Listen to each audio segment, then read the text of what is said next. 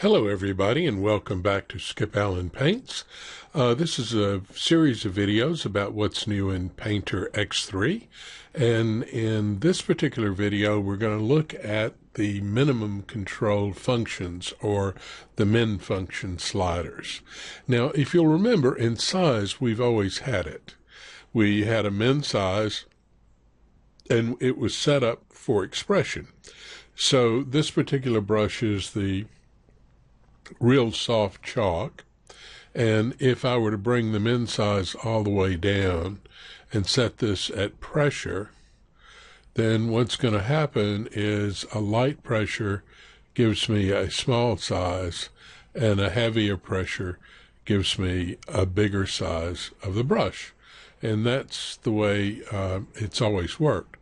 But what we have now is let's return this to its former self. But now what we have is the same kind of function with opacity, grain, airbrush, impasto, and well. So if I went to grain, this is a grainy brush, and the lower the grain, the lower the grain number on this particular brush, the heavier the grain would be.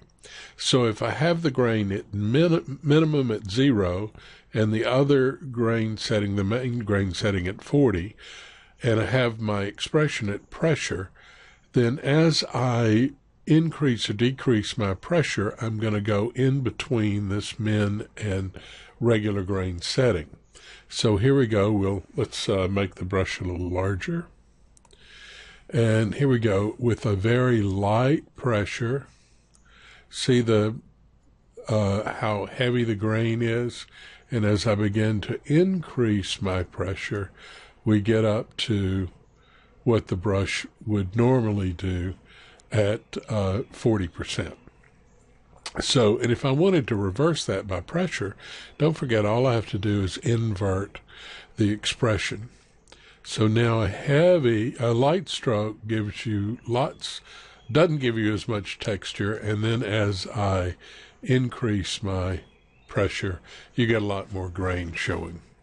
Okay, now another way to think of this, let's say you want to have that variation, but you don't want to go to that low, 0. So let's bring this up to about, say, 15%.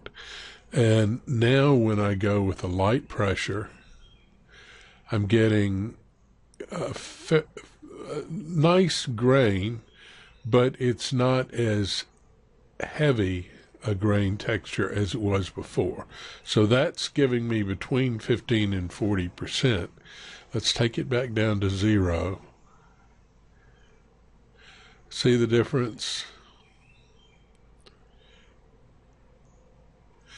It's a really cool function to be able to have this ability to affect the minimum opacity, the minimum opacity of the brush, the minimum grain of the brush, the minimum feature for airbrush, and the minimum flow.